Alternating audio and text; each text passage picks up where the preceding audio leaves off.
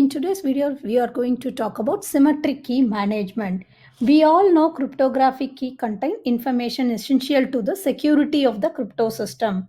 So, crypto system users and administrators has to take extraordinary measures to protect the security of the keying material. These security measures are collectively known as key management practice. It include safeguards surrounding the creation, distribution, storage, destruction, recovery, and escrow of secret key. Let's see one by one. One of the major problem underlying symmetric encryption algorithm is the secure distribution of the secret key required to operate the algorithm. The three main methods used to exchange secret key securely are offline distribution, public key encryption, and the Diffie-Hellman key exchange algorithm. Let's see one by one. What is offline key distribution? Technically simple but physically inconvenient method. Involves the physical exchange of key material. One party provides the other party with a sheet of paper or a piece of storage media containing the secret key. In many hardware encryption devices, this key material comes in the form of an electronic device that resembles an actual key that is inserted into the encryption device. However, every offline key distribution method has its own inherent flaw. If keying material is sent through the email, it might be intercepted. Telephones can be wiretapped. Papers containing key might be thrown in the trash or lost.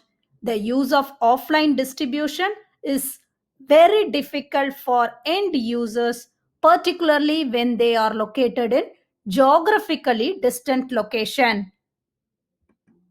Let's see the next method, public key encryption. Many communicators want to obtain the speed benefit of secret key encryption, but without the hassles of key distribution. How can we achieve this? For this reason, many people use public key encryption to set up an initial communication link. Once the link is successfully established, the parties are satisfied as to each other's identity, then they exchange a secret key over the secure link.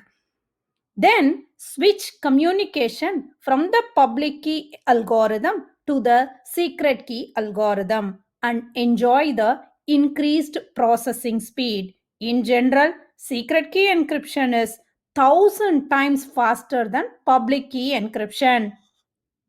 Let's see another method, Diffie-Hellman key exchange. This algorithm works by using the mathematics of prime numbers. Let's see how it works. In our example, I am going to take two users, Tom and Bob. Tom and Bob agrees on two large numbers, letter P and G, where P is a prime number and G is an integer. First, Tom choose a large random number, let's say R, and performs the following operation. Capital R equal to G power small r mod P. Then Bob chooses a large integer S and performs the following calculation. S equal to G power S mod P. Then Tom sends R to Bob. Bob send S to Tom.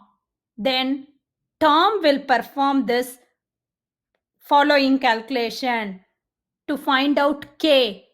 K equal to capital S power R mod P. He will get the K value. In the same way, Bob performs the calculation for K, which is equal to capital R power S mod P. At this point, both Tom and Bob both have the same value K and can use this for secret key communication between the two parties. It is important to note that Diffie-Hellman is not an encryption protocol. It is technically a key exchange protocol. Let's see how we are going to store the secret key. Another major challenge with the use of key is that all of the key used in the crypto system must be kept secure. This includes following best practice surrounding the storage of encryption key. Never ever store an encryption key on the same system where encrypted data resides. This just makes it easier for the attacker. Then, when a user with knowledge of secret key leaves the organization or is no longer permitted access to that material protected with that key, the key must be changed. All encrypted materials must be re-encrypted with the new keys. Let's see one by one. Let's see what is split knowledge. For sensitive key, consider providing two different individuals with half of the key. Then they must collaborate to recreate the entire key. This is known as principle of split knowledge. I have explained you clearly in my previous videos. Now let's see software based storage mechanism. It is a digital object on the system where they are used. For example, storing the key on the local file system or more advanced software based mechanism may use specialized application to protect those keys, including the use of secondary encryption to prevent unauthorized access to the key.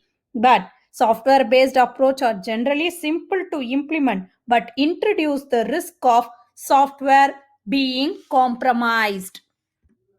Now see hardware based storage mechanism. It is dedicated hardware device used to manage cryptographic key. These may be personal device such as flash drive or smart card to store a key used by an individual, or maybe enterprise device called hardware security module.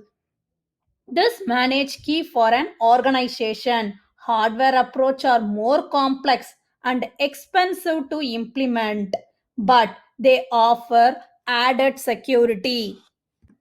Now let's see what is key escrow and recovery. We all know cryptography is a powerful tool. It can be used for benefit purpose but also can be used with malicious intent. To gain handle on these kind of situation, government around the world have floated ideas to implement key escrow system. These system allow the government under limited circumstance such as court order to obtain the cryptographic key used for a particular communication from a central storage facility. Let's see two major approach to key escrow. One is fair crypto system, another one is escrowed encryption standard. In fair crypto system, the secret key used in a communication are divided into two or more pieces, each of which is given to an independent third party.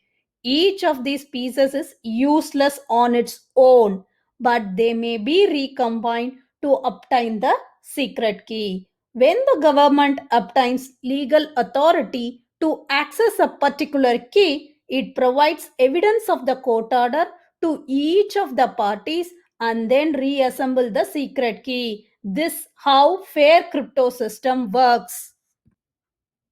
Another key escrow approach is escrowed encryption standard. This escrow approach provides the government or another authorized agent with a technologically means to decrypt ciphertext. It was the approach proposed for Clipper chip. In some organization, key recovery agent can be used.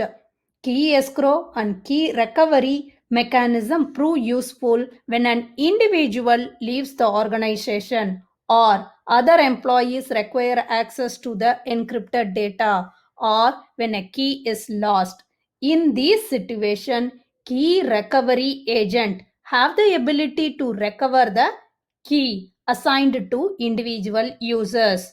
This is, of course, the privileged access as an RA, that is recovery agent, could gain access to any user's encryption key. For this reason, many organizations choose to use M of N control system. What is that? In this approach, there is a group of individual of size n in an organization who are granted RA privilege. If they wish to recover an encryption key, a subset of at least m of them must agree to do so.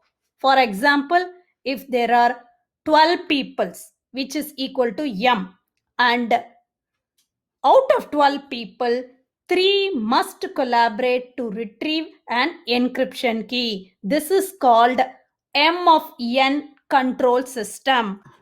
Thank you for watching my video. Make sure to subscribe, like, and don't forget to hit the notification bell. Bye.